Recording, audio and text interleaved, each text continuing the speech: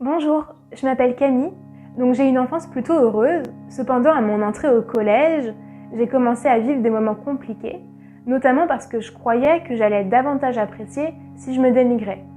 Et en fait, en parlant mal de moi-même, j'ai comme donné une permission pour qu'on ne me traite pas avec respect.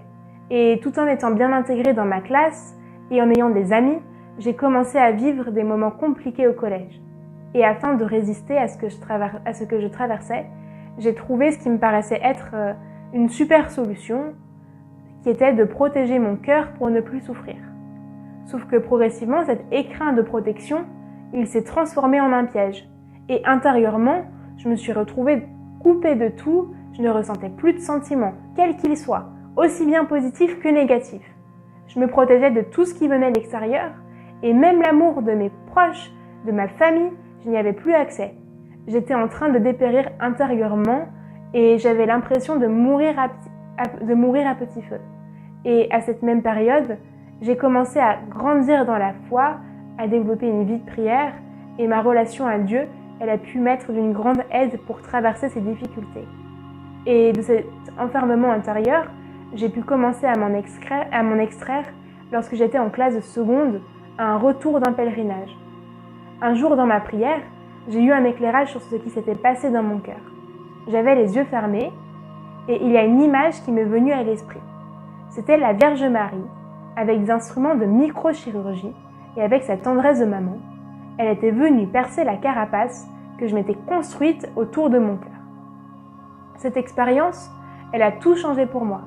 Progressivement, j'ai réussi à me rouvrir aux autres et j'ai repris goût à la vie. Et ce, même si j'ai continué à traverser des moments compliqués jusqu'à la fin de mes années lycée. Plus tard, j'ai appris que ce que j'avais vécu rentrait dans ce qu'on appelle le harcèlement scolaire. Ces années, elles ont laissé des marques dans mon corps, dans mon esprit, mais j'ai eu la chance de pouvoir vivre plusieurs expériences fortes avec l'Esprit Saint qui m'ont transformée et guérie. Un soir, par exemple, j'étais avec une amie, après qu'elle ait prié pour moi, j'ai ressenti une grande consolation. Vraiment Dieu qui me prenait dans ses bras et qui me disait « Je ne t'ai jamais abandonné et j'ai souffert avec toi ».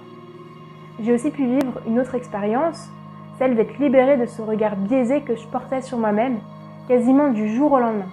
Si bien que je me suis retrouvée un jour devant mon miroir et je me suis dit « Mais sérieux Camille, c'est toi ça ?»